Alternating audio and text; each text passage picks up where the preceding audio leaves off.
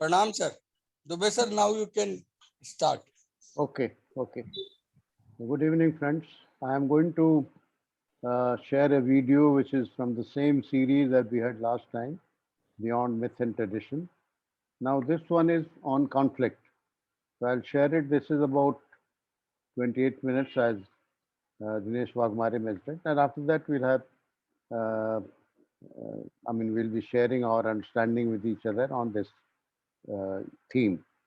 So permit me a minute. I'll just share the screen now.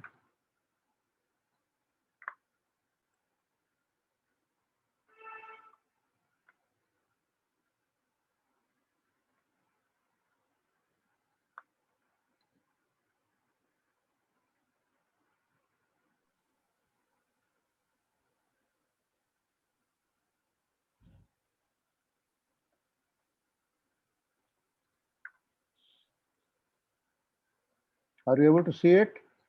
Yes, sir. Okay.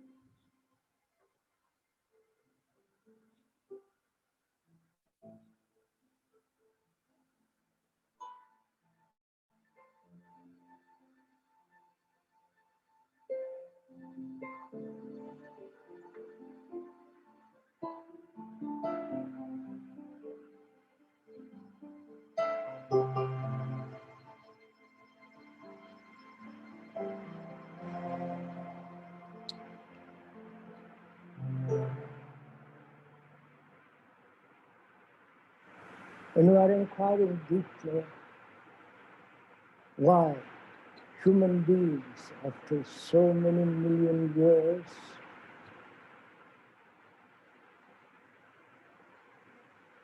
why have we become like this? Divided, fragmented, contradictory, confused,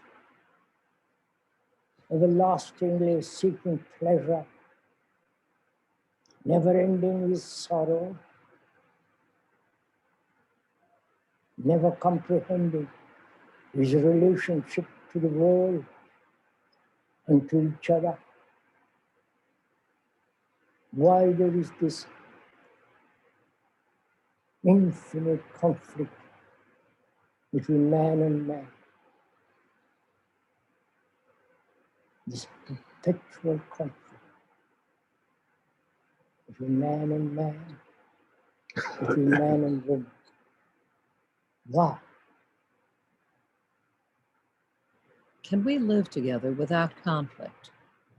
Krishnamurti posed this question in many different ways. Where there is division, he said, there must be conflict. Yet we divide ourselves into nations, races, and religions. We call ourselves conservatives, liberals, lower class, and upper class, as we split and divide into ever smaller groups and subgroups, until we arrive at last at the irreducible I, the final category, that which separates us from all others. We may realize intellectually the root of our conflicts, but that does not necessarily solve them. It is important to understand the way Krishnamurti approached these questions, not from a fixed conclusion, not from resolutions arrived at generations ago through discussion and argument, or even by the revelations of great teachers, but rather by probing, questioning, turning us back to ourselves to look anew at the question of conflict. In this way, Krishnamurti moved beyond myth and tradition to a vital, continuing process for living now.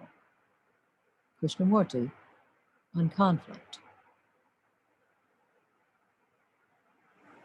We accept this conflict. Or if we do not accept it and want to find a solution for it, we go to the professionals to help us. the psychologists, the priests, some authorities, some specialists that will help us to get over our particular conflict with another. And apparently, as one observes, if you have also observed, this conflict doesn't end.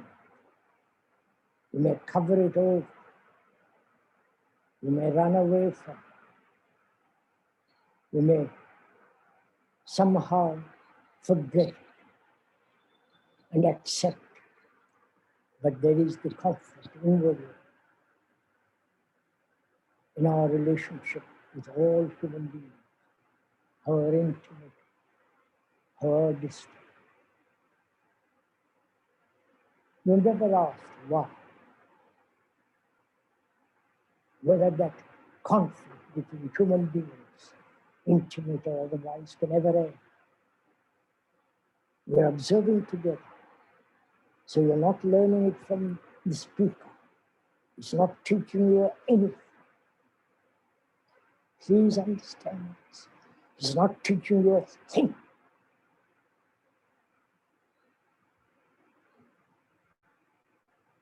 Therefore, you are not his followers. He's not your authority. He's not your guru. They've all led you astray because they've never been able to solve this problem or never tackled this problem.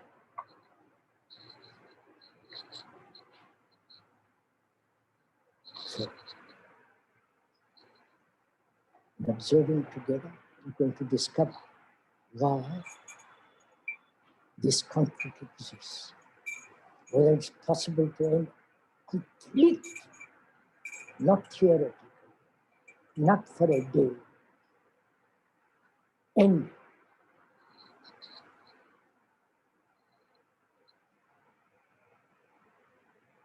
This conflict exists, must exist. I don't want to tell you, it's so silly. If I tell you, you say yes, that's right. And then you are back in. It isn't something that you yourself have discovered.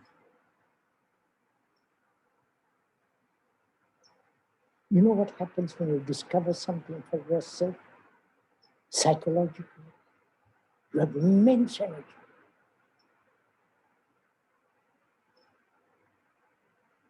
And you need energy to free you and the mind of its condition. I want to have somebody who will tell me that I'm marvelous.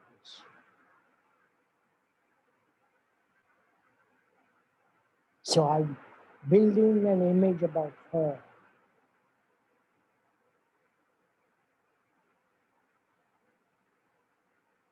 And she also wants to be possessed, wants to fulfill in me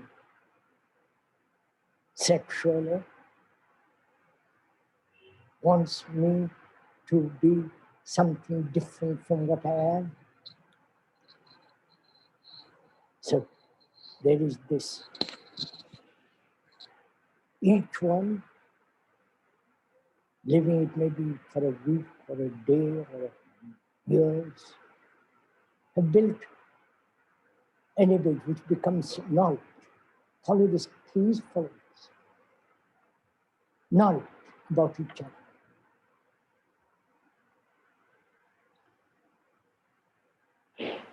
Knowledge. May I go into it a little bit? This is serious. Knowledge is destructive in relationship.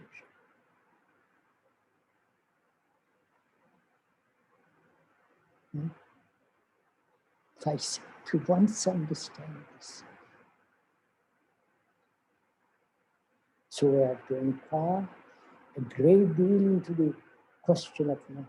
What place has knowledge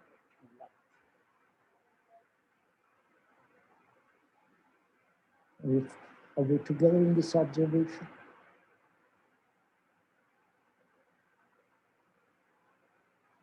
Will knowledge transform man?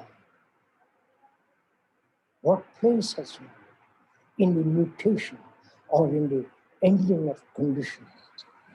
Please, I'm not teaching you. You are observing with all your energy, capacity to see this. That where there is knowledge in relationship, there must be conflict.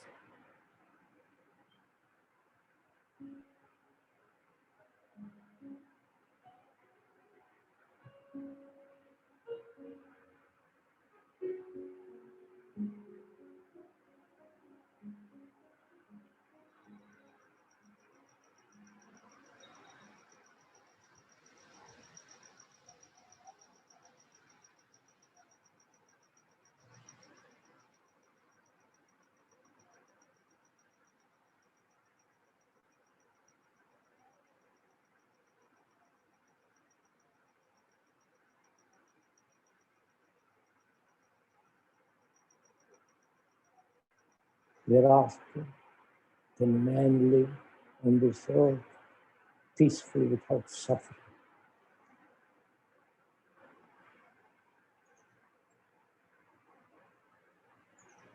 As long as there is separation, division, there must be conflict,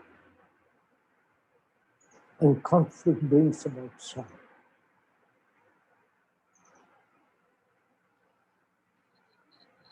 As long as I, as one, is separate from his wife, not biologically, but psychologically, inward, when there is that separation between the two people who are intimate, they are, and that separation, that division, brings about conflict. And conflict is the very nature of sorrow.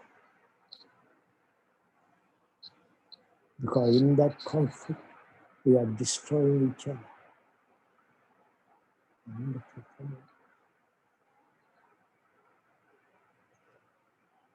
Can we live together without conflict? I may have hurt you, and you may have hurt me. Why should we keep that going?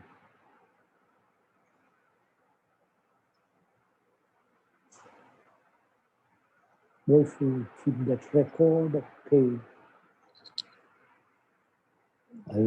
One has lost one's son, one loved that son, or the brother or the husband, what you will.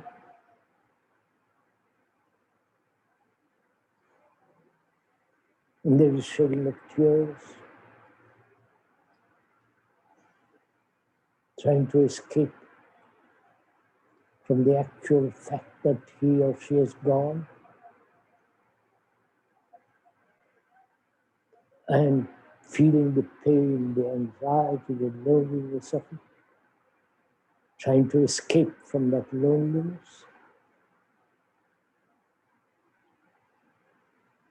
But you may escape, but it's always there, deep in one's heart and in the deep recesses of one's soul brain.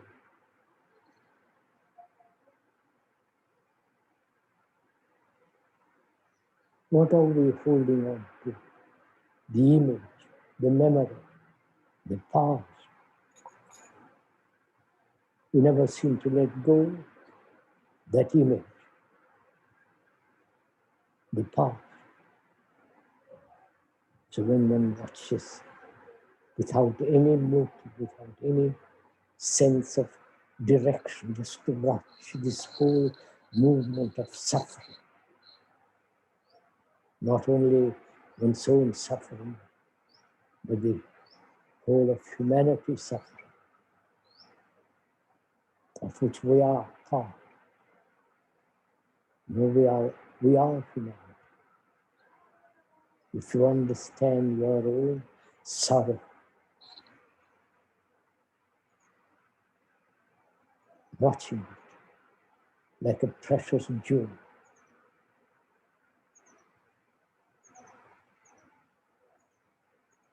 then that very observation,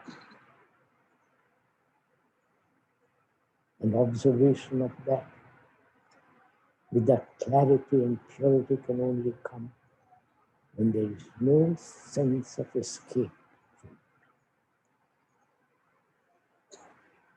Then there is an ending of that suffering. Then you are not contributing to the world sorrow. That means you are no longer separate from the rest of humanity.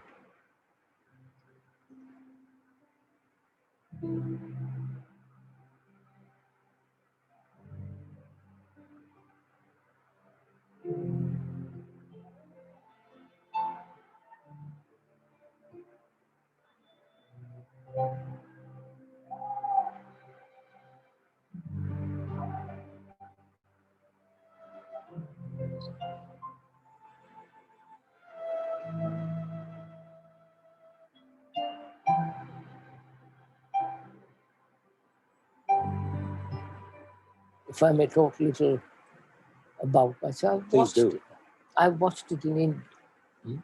The sannyasis, the monks, the gurus, the disciples, the politicians, all over the world. I happen to have, somehow I met them all. The writers, the famous people, the painters who are very well known. And either they have come, most of them have come to see me. And it is a sense of deep anxiety that if they don't struggle, there will be nothing. There will be failures. They will, that way of living is the only and the righteous way of living. To drive oneself to be what is called productive. Progressive. Mm-hmm. Mm-hmm. And we are taught this from childhood. Oh, yes. Our education is to battle not only with yourself, with your neighbor. And yet love the neighbor. It becomes too ridiculous.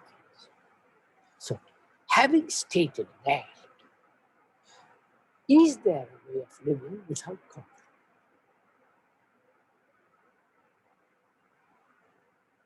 I said there is, obviously, which is to understand the division, to understand the conflict, to see how fragmented we are, not try to integrate the fragments, which is impossible, but out of that perception, the action is entirely different from integration. Seeing the fragmentation which bring about conflict, which bring about division, which bring about this constant battle, anxiety, strain, hard fate. You follow, so that's what's happening. To see it, to perceive it, and that very perception brings an action which is totally different from the action of conflict.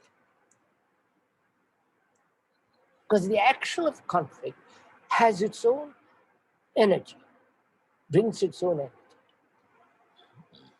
which is divisive, which is destructive, violent. But the energy of perception and acting is entirely different. And that energy is the energy of creation.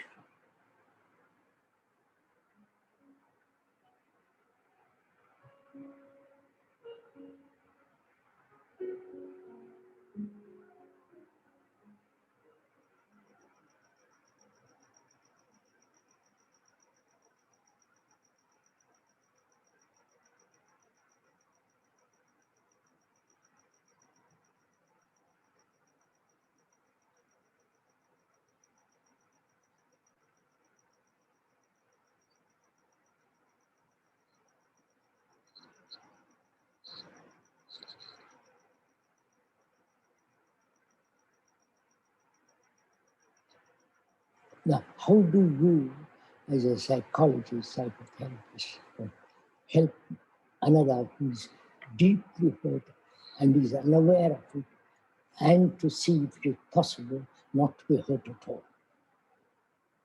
I don't address the question about is it possible to not be hurt at all. That doesn't come up. Now, wouldn't that be a reasonable question?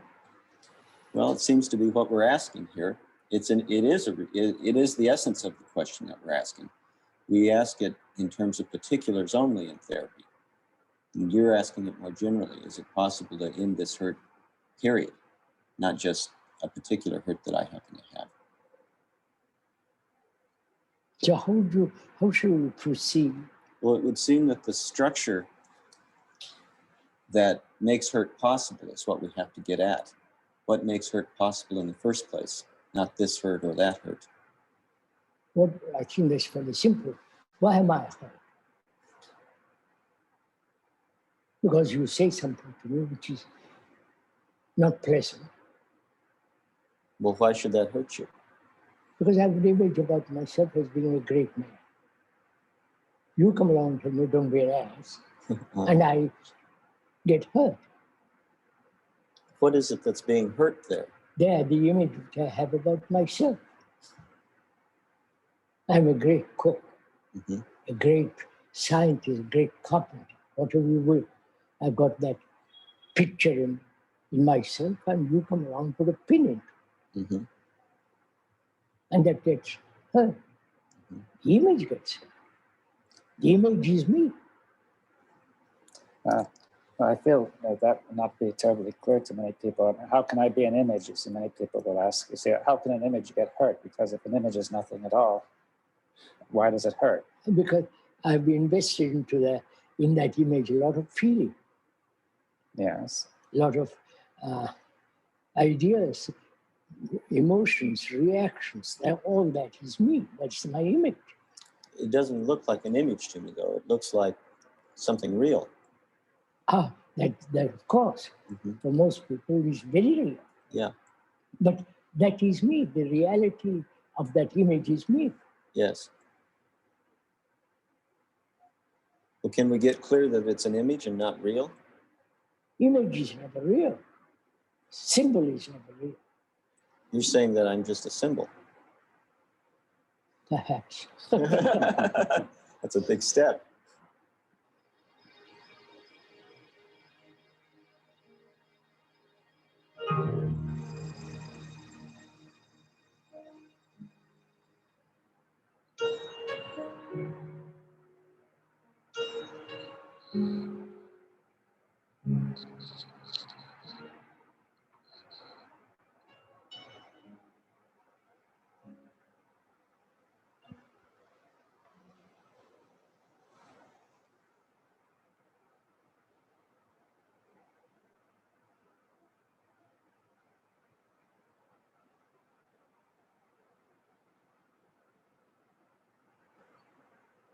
So what is love?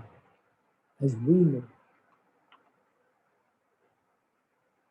love brings a great deal of conflict in our life, a great deal of pleasure, a great deal of anxiety, fear, jealousy, envy. Don't you know that? So what is desire love? Is pleasure love? Is love in the realm or in the field of form?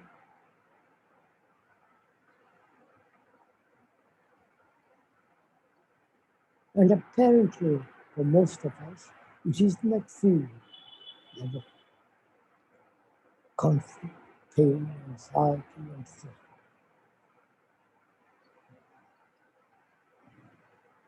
And to understand what love is, and not understand, have the depth of it, the greatness of it, the flame of it, the beauty. How can there be jealousy? How can there be ambition, aggression, violence? And can one be free completely from these things? Please do ask this question.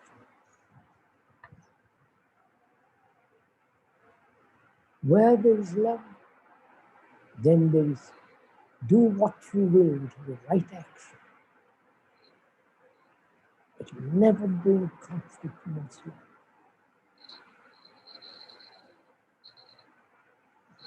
So it's important to see that jealousy, antagonism, conflict, and all the pain of relationship has no place in the Buddha's life. And can one be free of it? Not tomorrow, now. Understand the question? As you pointed out yesterday, time, which is the past, the present, and the future. All time is contained in the now. And we went into it carefully yesterday. And if we say, I will cultivate love, or I will try and get rid of my jealousy and so on, then when you are trying to be free, try, then you will never be free. Wonderful understanding. When you say, I will do my best, which is so simple. Which means that one has really not fully perceived the truth that all time, the past, the present, and the future, are in the now, the present, attitude. Because if you don't do something now, it will be continuing tomorrow. The future is in the now. Understand?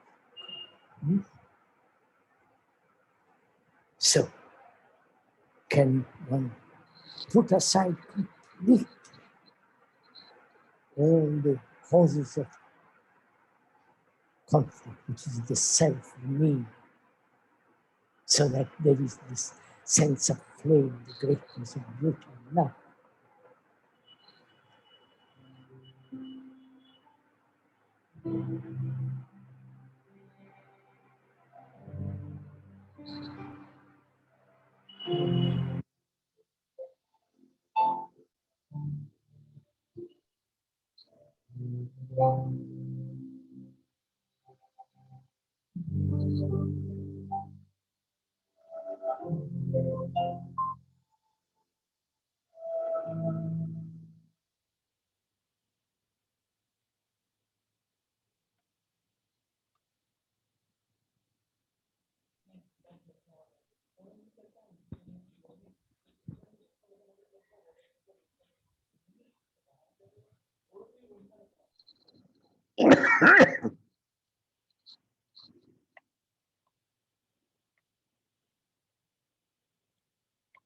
Yes, Harshad bhai, please unmute yourself.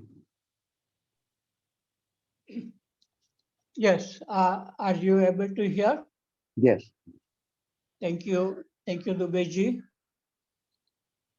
Conflict exists when there is a duality. Duality exists like there is a conflict at an international level, America and China and Russia, India and Pakistan, all this. And conflicts exist within a country among political parties, and due to difference in religion and difference and conflicts exist in the family. Husband and wife, they have a different ideas, or father and son, and conflict exists within a human being in the form of what is and what should be. And this comes through thinking, this conflict. So when there is a duality, there is conflict, and it is a waste of energy. And the only way the freedom from conflict exists only in observing what is without bringing the idea of what should be. So moving with what is, whatever is happening in our mind, it's like moving with the wave, a wave of light. There is no time exists in moving with the wave of light. Similarly, moving with what is, moving with thinking without the thinker. In that, there is no duality and there is no conflict, there is no psychological time. So it is not necessary that we should be completely silent in order to have no conflict, but thinking can exist without the thinker and moving with what is in without bringing in what should be. And so this is a kind of a meditation. And one has to look within oneself how this conflict comes, means looking at thinking, and from the thinking arising of the thinker. And so only when we are able to be alone and look inward and see what is happening, then there is a possibility of slowing down our mind, our thinking, and then there is some gaps of silence. And in that silence, we can see how we create problems for ourselves.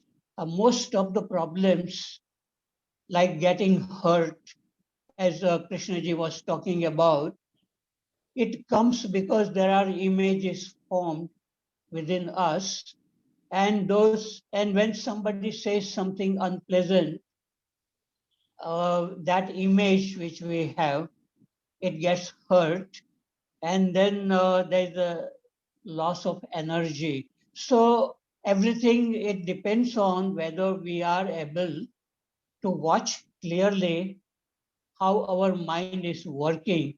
And to watch our mind working, it requires curiosity and energy, freedom, curiosity, all these qualities.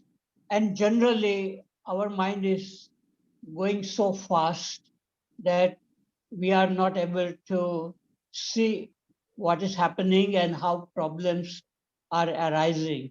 So there is a possibility of watching the beginning of a problem, and it requires a kind of an ongoing observation of what is. So it is not just intellectual understanding doesn't solve our problem, but we need a very alert mind to look at itself, what is happening. So, and finally, what Krishnaji was talking about is that the sense, the feeling of love, which is in that there is no duality, there is no self. And in that there is a great energy of creation in that feeling of love, which is not duality, that loving somebody is not love, but it is a state of being with what is. So, okay, I have said enough. Thank you very much. Thank you, Harshad. Yes, Mr. Dakshina Murthy, please go ahead. Yeah. Good evening to all. My views are as under. Whenever there is a division, that leads to conflict. In fact, Krishnaji goes one step further and he says it is a law.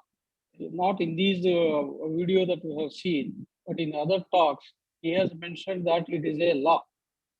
In fact, our scientists have come out with a lot of natural laws, how to understand nature, to understand matter, like the law of gravity, the law of Newton's law of motion, etc., of which we are all aware.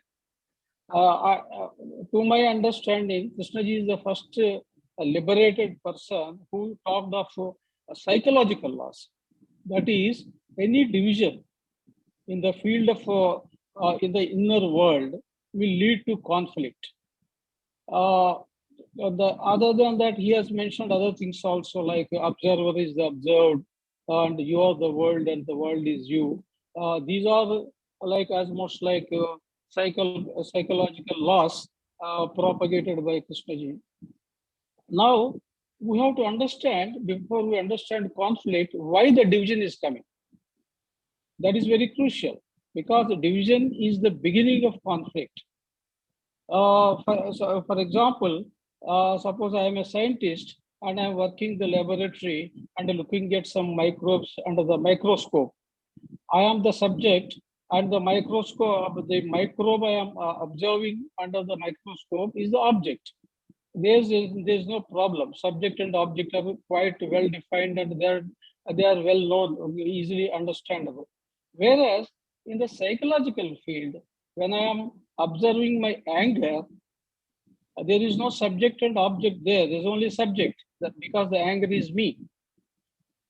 In fact, in the split second of becoming angry, there is no observer there. Only a feeling of anger is there. A feeling of observation is there, which means observer is not there. But thought enters the field, immediately it divides them into observer and observed. That is subject and object, like it has done in the physical world. In the physical world, where subject and object are different, thought has done wonders. We are all aware, technological progress, etc. and on. But the same mentality, when it brings into the psychological field, the thought cannot understand anything without division. The movement of thought itself is divisive. When you divide, that means you are calling for conflict.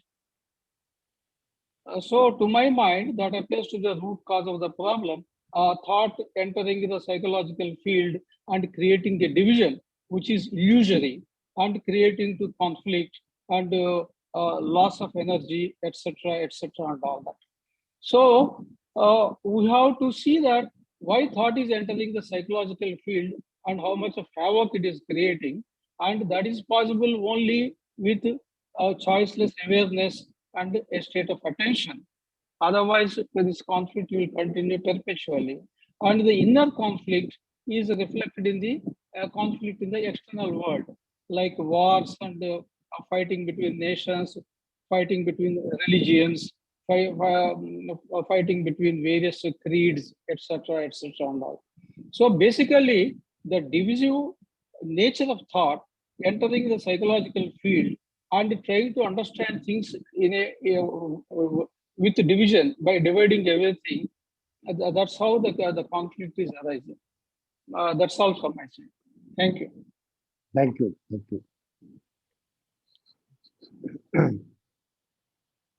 I think it's also important to understand that before things get registered, why can't we see the two opinions as just differences?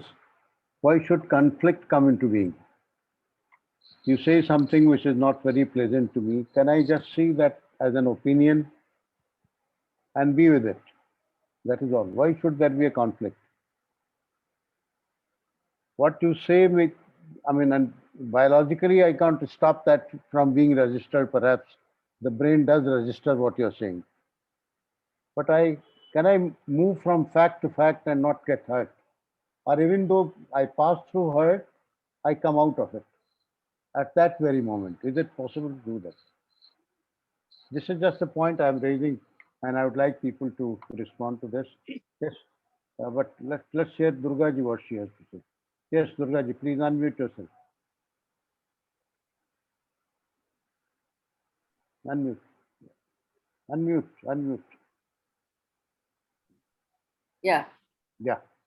I hope I'm audible and all. Yes. Yes, sir.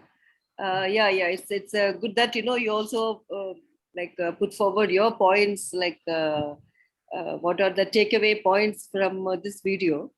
Yeah, it's quite a lengthy video with so many bits and pieces, and in fact, it's very nicely compiled by I think Mr. Mendiza and Evelyn Blau. That's what is written in that after that video. We could read that. It was very nicely compiled, taken from small pieces and all. So Krishna ji is speaking the conflict we face in all walks of life. From the broader dimensions to the narrowing it down to oneself. So how society has brought this kind of a situation, over the years, like over the generations maybe, divisive by nationalities and, the societies and all these things. Those things we all understand. The Hindus, the Muslims, the Christians, and how these divisive things, and they cause so much of conflict between human beings. So at the end of the day, we are all human beings.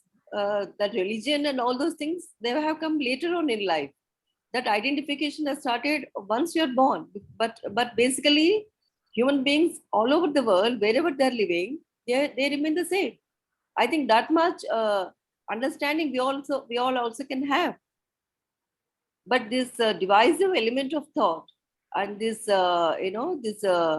division that has been is coming from generations and all is so strong in nature that it's so easy to forget that, and people end up in great wars, great killings, murders and all that we see very commonly happening, on the basis of religion, on the basis of nationalities, and the basis of land, how these wars are taking place. So, and that's one aspect of it. And when coming back to human life, so how this conflict is generated, how it is brought into in the seed form the moment the child is born. He's been told that you have to do very well in life, you have to have competition, you have to exert yourself, you have to excel yourself, all those things. So the child per se never gets to see what he is or what she is at the core of oneself, and is already in the rat race and struggling, and running after certain things of life, and we have accepted this as a way of life. We haven't known anything other than this. And if somebody is not out doing like this, that person is considered to be some kind of an outcast, some kind of a eerie kind of a person, if one is or not in these things, because so much so, all this has become so much ingrained in our lives. So, and Krishnaji says, all that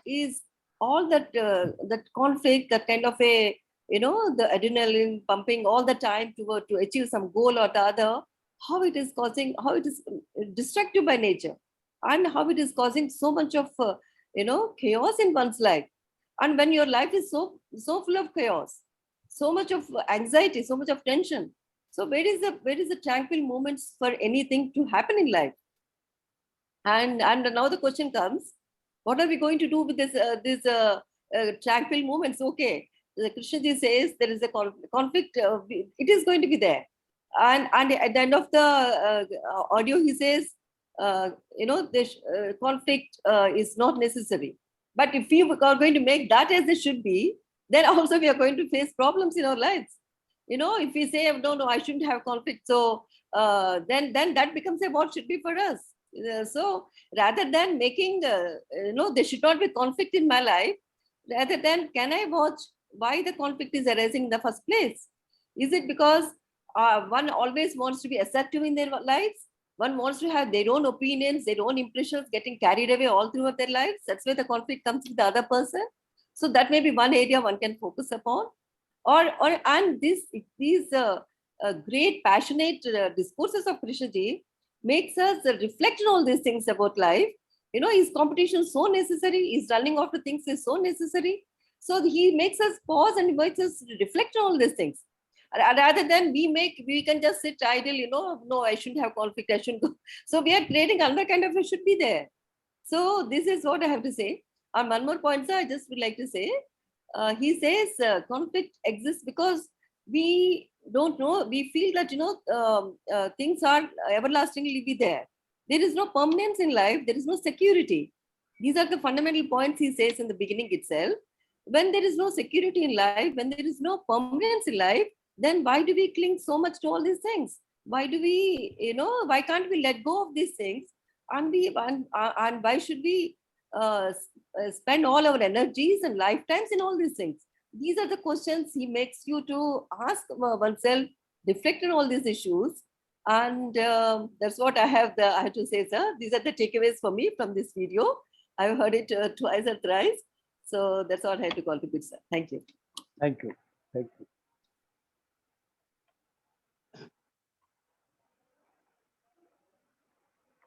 May I make a comment? Yes, please. Yes, I feel that thinking by itself is not a problem because we need thinking. But when from this thinking, the sense of I or me comes, and then when we say I like it, I don't like it, so there is a duality comes between thinker and thought, and that creates conflicts.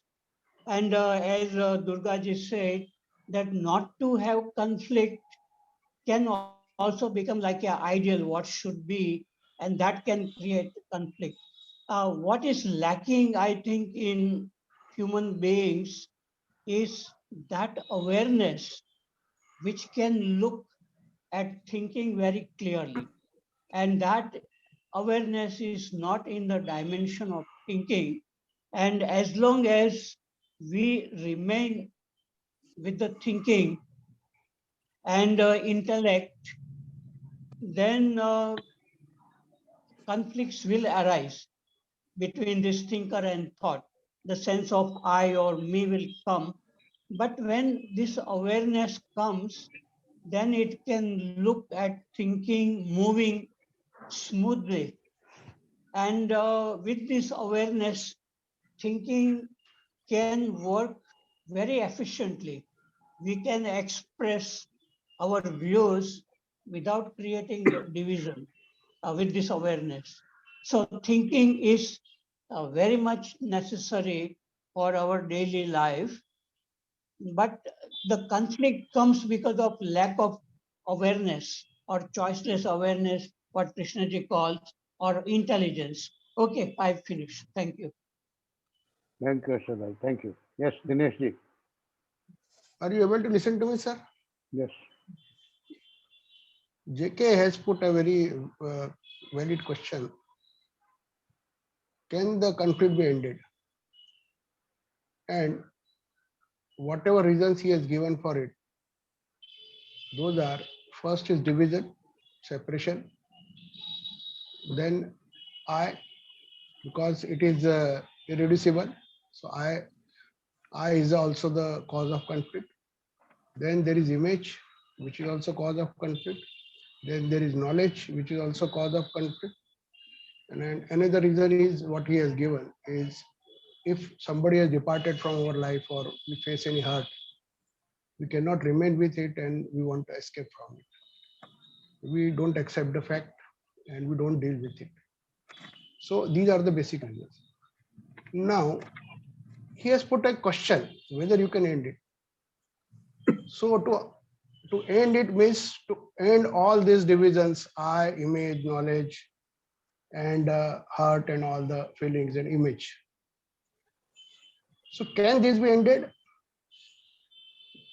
It's a very important question, because if we see division, if we see I, if we see image, all these things are having their practical importance, because he himself has said that technologically your thought should work. So all technical details are also covered in these details and image and knowledge and all that. So this has got their own importance. So can you end a conflict? Any moment of thought, as Harshad sir has also said and other people said, any moment of thought, any moment of mind itself will result in a division, and that will result in a conflict. If it is resisted or if it is seen from the other angle, there will be a conflict. So what he says that if you see the total phenomena, then there is a chances that you can see the whole, understand the whole issue, and you can be free from the conflict. Now, how one can do it? It is a subjective thing, in my views, because these all in my views, you can avoid it. You can be free from it as early as possible by understanding all the phenomena and all that. But can you end it?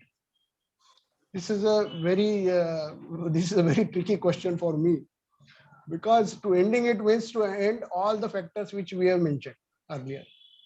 So if I say to my wife that you are looking beautiful today, say for example, just to start with, and it may be a fact, but she says immediately that you are buttering me. What do you want from me? And the conflict starts. Or I speak a little bit more. Yensa will immediately say, "Yaar, you talk always. You talk more." Means there is some practical image acting in it. So we have to see. Yensa loves me. Yensa is having affection about me, but immediately he will say, "Yaar, you talk too much," and the conflict will start. So we see that these practical conflicts, whether we say or we talk of your India, Pakistan, and all the countries, they are all, the boundaries are also having their own importance, because we have to maintain a system, because we have to tackle the mob, not the individual. So for tackling the mob, all are having their own conditionings. So avoiding the conflict or freedom from the conflict, or to end the conflict, means ending conditioning of all the people. So whether it can be done, it's another question. So what I have to say, one can be free from it as early as possible. One can remain most of the time free from it, if he has got that awakening which Krishnamurti has been talking. But can we end it? Again, that's a vital question. Thank you. What Harshad sir and Dubey sir has to say on this? I think let's hear other people what they have to say. I think you have mentioned all that. Yes, Mr. Arun Partha. Yes, Arunji, please go ahead. Yeah, good evening, everyone. Related to this topic, what came into my mind is like Krishna ji has mentioned that the consciousness itself has its own duality, that it is good and bad and all that. Our consciousness is it is made up of that. So there is obviously going to be a lot of conflict. And he also says that the conscious is nothing but its content. And there is a way to empty this content. That is what he says. So what I feel is like there should be a way to empty this consciousness. But what we are doing is all the time is like, he also mentions that if you have to empty it, the consciousness should be aware of itself. But in our and not that we are examining the consciousness through observation. So I think what happens here is like, whenever we try to put any effort from our side to empty, to what you call to be, when we put an effort from our side, then there is obviously going to be some kind of justification or thing which will never work. So I think that is where we are all caught, where we are always putting an effort to free ourselves. And I think there is a way where he says that consciousness aware of itself, which means that anger aware of itself. I mean, like, I think that is where I think we are caught. And because he also mentions that towards the talk in the last and all that, he says, be alert and no effort. So I think that is a thing where something, some key holes in that. I'm not sure. Thank you. Thank you. Thank you. Yes, Shakti ji, please unmute yourself. Yes, this about conflict, the division inside and division outside, that seems to be at the root of it. Recently, on 20th August, there is this daily quotes sent by Krishnamurthy Foundation America. And there was a small quote there that the root of all division in human beings is the division as the observer and the observed. So, as Prasad ji was telling, that this observation is important, and in this observation,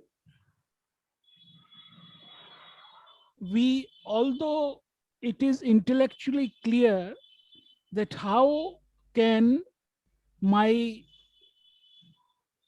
anger, my sorrow can be different from the watcher who is me. But yet that illusion of separate observer and the observed, at least I see within myself, that remains. And it seems that the observer is being fed by thought process. He reveals himself or herself as thought process. So this has been a question with me, which I am sharing. Thank you. Thank you, Shakti ji. Thank you. Yes, Verma sir, please. Yes, sir. Good evening, everyone. I'll say in very few words.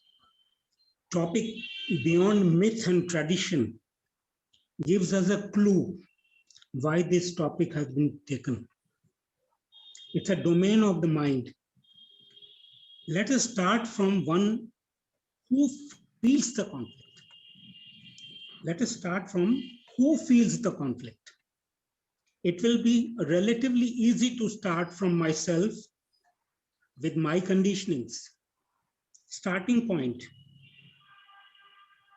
You see, Mendiza, he has framed beautifully the bark of an old tree, whether I don't know whether people have seen it or not in this video. He has framed beautifully the bark of an old tree, presenting the patterns of conflicts in life and the management of conflict silently, because images are important. Nobody has talked about viewing it. It was an audio-visual presentation. Images are important in communicating non-verbally, and music added to that, which can resolve anybody's conflict right now, provided we care for it. So these are the small things which I feel, because listening is only, we are listening, but they have given beautiful images, frames, moving frames, and that tell everything about, and the topic itself says beyond myth and tradition. So we have to be really, when we talk of awareness, are we aware that so many images are there? Other than what he's talking about in myself. So this is what I feel. Thank you very much for giving me time. Thank you, sir. Thank you. Thank you. Yes, Prasad sir, please unmute. Sir, the topic today is very vast and deep. I mean, because we find the conflict everywhere. There is conflict within the nation, between the nations, within the families, and ultimately, as Evelyn Blah has said in her remarks, within oneself. The irreducible minimum, that is the I. That is also causing the conflict is within the I. And there is conflict between this I and the other I's, etc. Sir, one thing has puzzled me. Krishnaji says, knowledge is destructive in relationships. And he is also against images. We can understand images, etc. But then, can we function without any image at all? If Krishnaji has run so many institutes, could he have selected his personnel without some image about them? Could he have invited Professor Krishna to be the director of the Banaras Institute unless he had some understanding, some knowledge, some image about him? I am giving that just as an instance, but this is one thing that puzzles me. How one can do without any image at all. Most probably, the way we can understand it is only that you have to be impartial in your judgment, not being carried away by any prejudice or any partiality. That is all, and that is not an image, but an impartial judgment. Maybe that is how we have to read it. That is one thing, sir. And then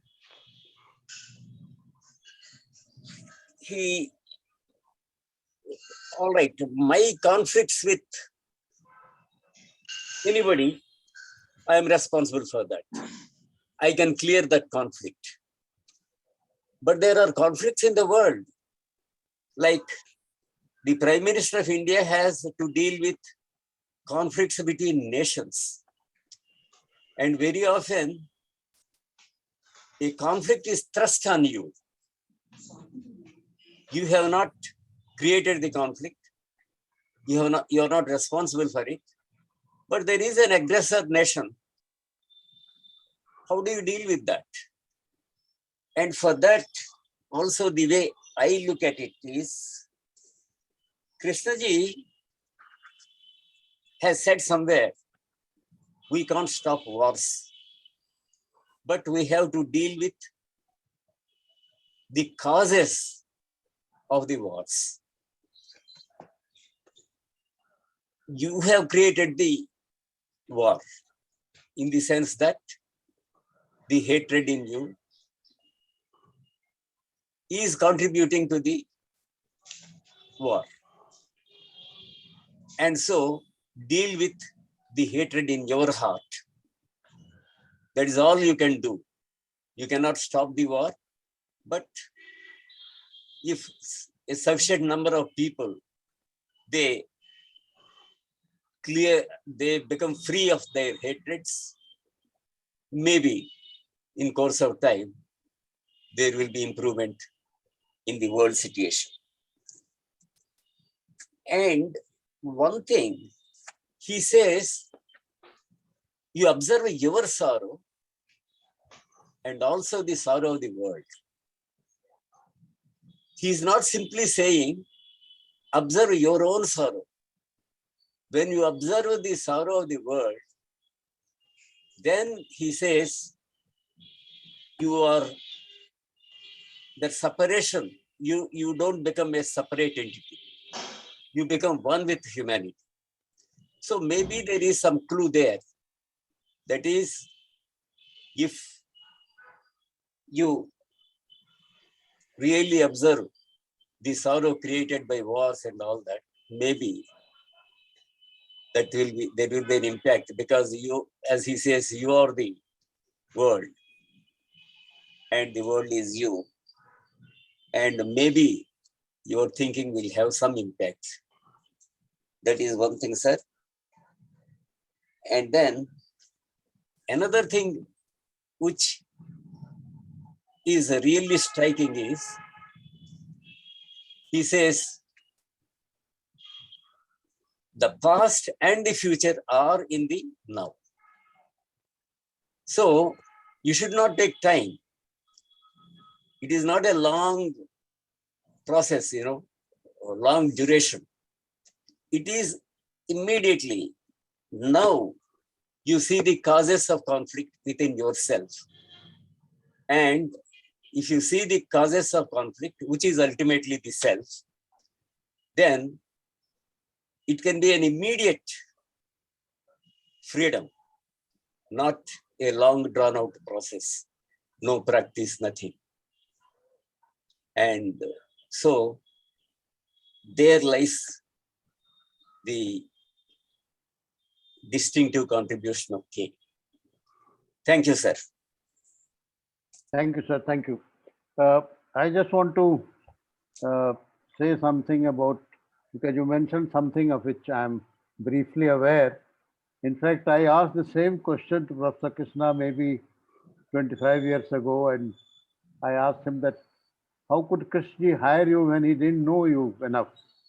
And, he just called you and said, you take over the charge of this whole center. And he had only seen you in few dialogues and gatherings. And at one time you had a dialogue with him and Asit Chandmal and Dr. David Bohm and so on. Then Professor Krishna said, which also gets mentioned in his book, he said, sir, I don't go by this, I go from here, pointing to his heart. So I think he had some intuition, which I'll not call image, where he decided about people, and he was never wrong, by the way. He was never wrong. And another point, sir, that you raised was the conflict in the world. I think the world is us. We constitute the society, but if I am free of conflict, the world around me, my family, my children, my friends, it will become a different world. I have a background of working for many, many years in government and also about 13 years in a Krishnamurthy institution with about 500 people. I tell you, I'll not say there was no conflict, but compared to what we face in outside world, it's minimal. That's why Krishna never said that there will be a president in Krishnamurthy Foundation or a vice president. He only created trustees. And he said, if there is a difference or a conflict, sit together and talk frankly and do what is best for the organization.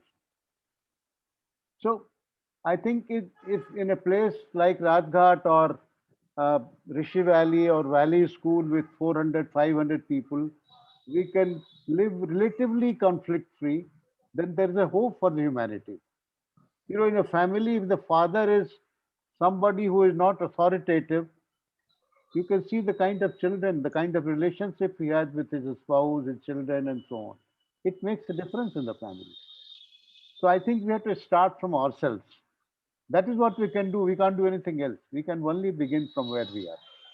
This is what I wanted to say. Thank you. We'll go to Durgaji, then to Dineshji, and then to Pradeep Verma again. Durgaji, please unmute yourself.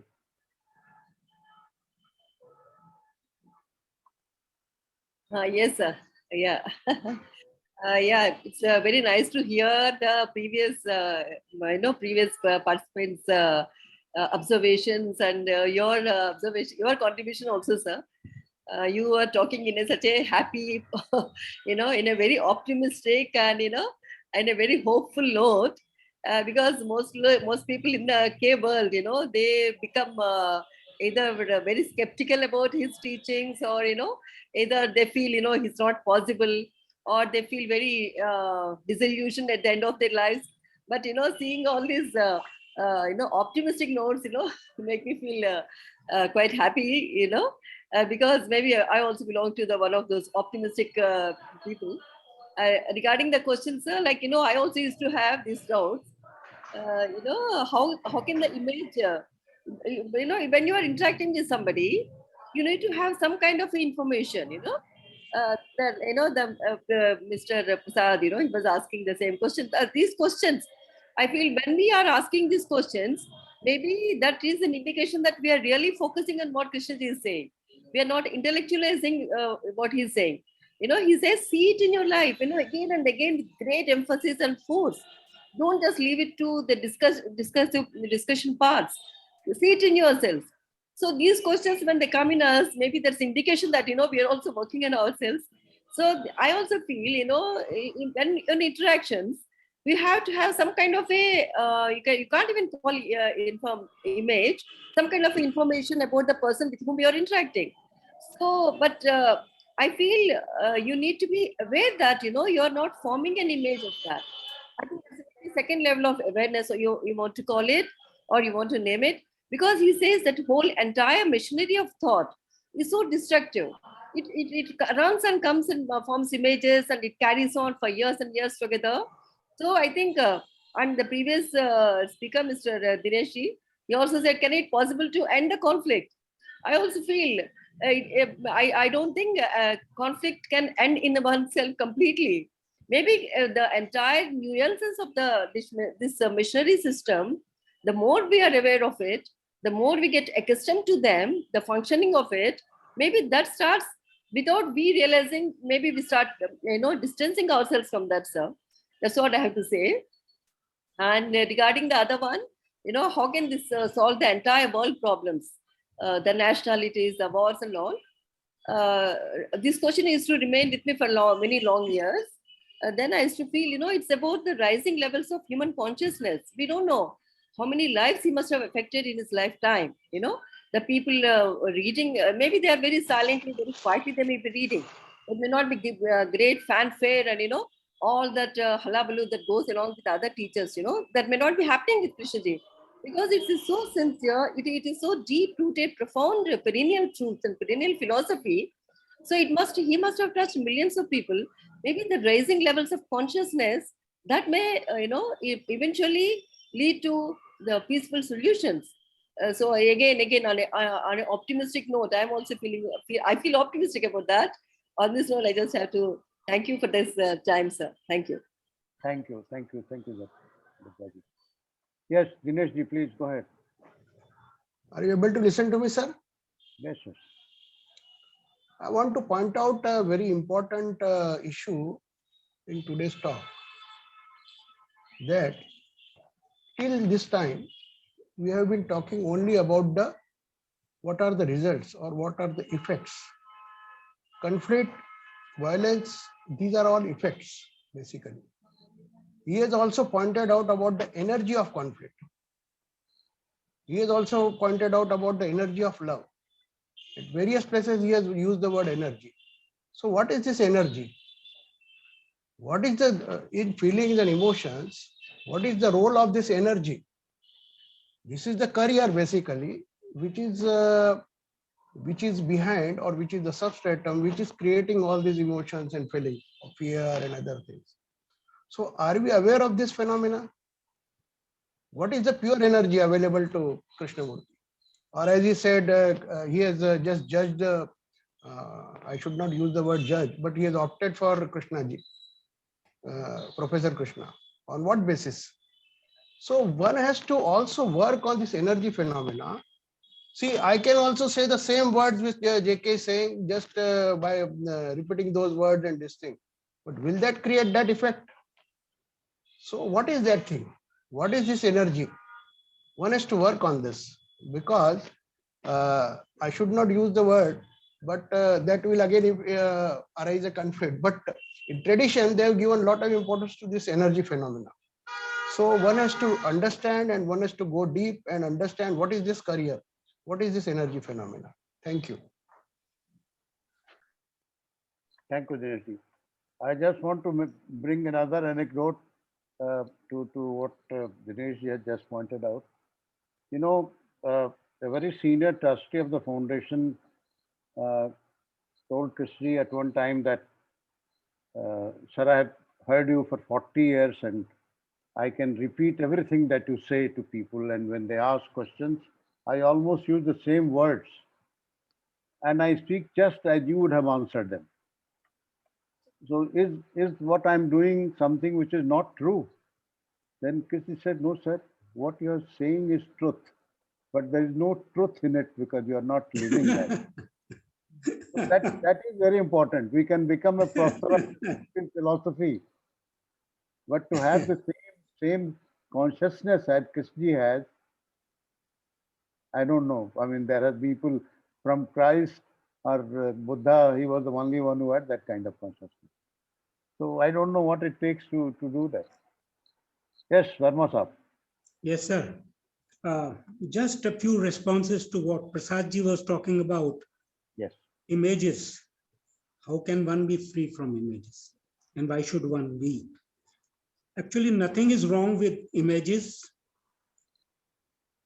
thoughts, thinking. The problem is like and dislikes.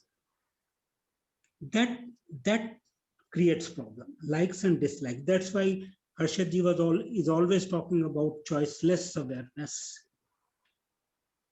So there is nothing wrong with even the self. I know that I'm this self, I'm a conditioned self talking to you. Then he was talking about the present, living in the present. 2 points have come. Present has all the time. That is, unfortunately, we all live in that only. When all the time, sometimes pendulum goes to future, sometimes to past, and rarely passing through past, present, that way. Then we say that moment is in timeless eternity. This seems to be quite okay in the sense that freedom is there. That's why we say that timeless, unless until, as long as we are in this jungle of time, past, present, and future. Once you say that it has all the time, then all the time we are working either way, this way, that way, sometime there and there. But when you say it's a timeless eternity, probably it gives us a better understanding of what it could be. Blank, silence, you can put anything, void, anything in that. So that sounds a little better. Thank you very much. May I make a comment? Yes, please. Yeah, like we are talking about images, don't we have image about Krishnamurti that he is such a great person and he can never be wrong?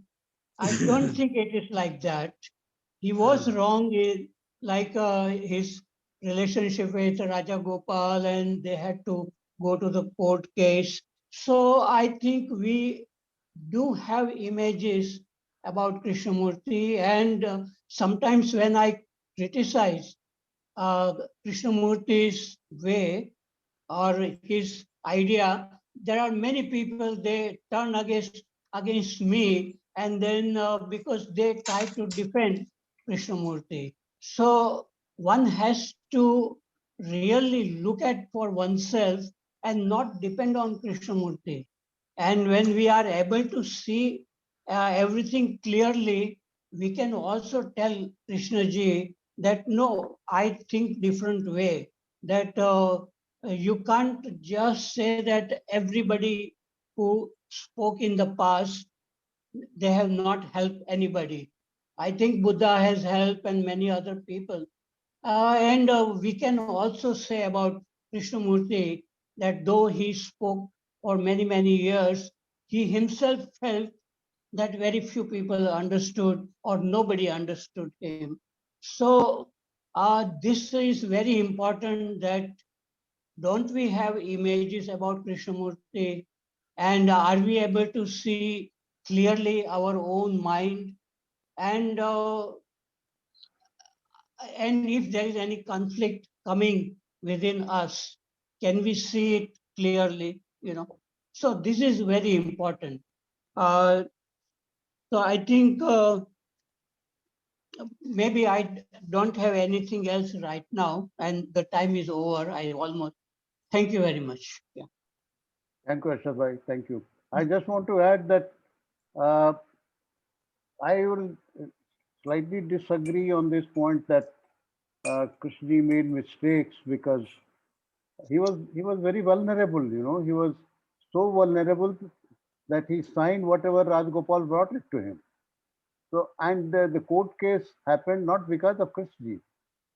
People who saw that he has usurped the whole property of cafe without Krishna's approval or any of the trustees' approval. So it was basically a fraud, and it was Lilifet who got into details and then decided to fight the case. Even then, Krishna was not too happy with all this, and he made sure that Rajgopal got everything to carry on with his life. And at one time, he did say that please don't criticize Rajgopal before me, because he has every right to be the way he is. So Krishna didn't consider that to be a big thing that he is fighting a court case, because he was forced into it. Just for information. Yes. Shakti ji, please unmute yourself. Unmute. I have unmuted, sir. Yeah. Okay. No? This about the energy. It seems that I know the energy of conflict. Conflict within, conflict outside, and there is ample energy in that. And when I listen to Krishnamurti, he is talking about another energy, which is energy of love. He has given the name. But he is perhaps telling that unless we observe, unless we see this energy, this conflict, whatever it is, we may not be in touch with that energy. So without disbelieving or believing, that is something which is Krishnamurti is presenting as energy of love. Thank you, sir. Thank you. We have just 2 minutes, so Yeah. May I make one comment? Yes, please. Let's About make it this very energy. brief. About this energy, I feel that when our energy is not wasted in conflicts, we have a lot of energy, creative energy. We can create something beautiful. So I don't think there are different kinds of energy. Energy is only energy. And when we don't waste our energy, when there is no conflict, then our mind is very, very free to see things very, very clearly. Even we can see if there is any conflict coming in our relationship, we can see it. So, okay, thank you. Thank you, Harshad bhai. Verma Sahab and Dinesh ji, please 1 minute each. Just. Because. Okay, Verma ji, first you. Okay, thank you. Energy of conflict definitely is there, but to my experience, energy of conflict is damaging, invariably. It has a different wavelength. It damages, invariably it will damage. Then we were talking about what was nothing wrong. Regarding wrong, when we judge a particular person, a specific, some personality, whether he is right or wrong, this judgment is based on my opinion, purely my opinion. So it has that much importance only. Thank you very much. Yes, I totally agree with you. I mean, it's based purely on our practical experience in life. That's the way we do that. Yes, Dinesh ji, you have the last word, please. Yeah. Actually, I wanted to talk about whatever the opinion of Harshad sir and Dubey sir. I agree with Harshad sir. And this world is relative. So everybody has got his own views and this thing. Main thing what I wanted to say, people say that, are you living the teachings of Krishnamurti? Living the teachings of Krishnamurti means the teachings are also not live. They are also becomes the conditions. So it doesn't mean that one has to live with the teachings. It means all the conditions of Krishnamurti they have to follow. Actually, we have to live our life and we have to see what his teachings, what is the truth in his teaching as far as we are concerned, and what is working on with us, what what works for us, that we have to see. And not the living of the this teaching, living with the teachings of the Krishnamurti. And this energy phenomena, yes, there are different energies, and now even scientists has proved that aura phenomena and all that. And Krishnamurti could affect so many people. So there is this love energy, and this, and there are so many energies we can influence or we can make difference of the people. So one has to go into deep and understand what this energy phenomena is. Thank you, sir. I think we need another session to discuss on what Dinesh ji has just Yes, mentioned. yes. But we will close it now. It's time to close. And I'm sorry, I can't take any more questions now. Next Sunday, we'll have Dr. Roshan Dalal, and we'll start at 11 a.m. as our usual time. And Roshan Dalal is going to talk about, let me see.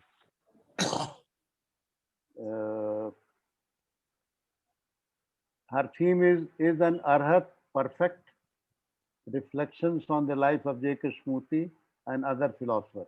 So you're all welcome to join at 11 next Sunday in the morning. Thank you. Good night. Thank you. Thank you. Thank you, Dubey ji. Modak, please.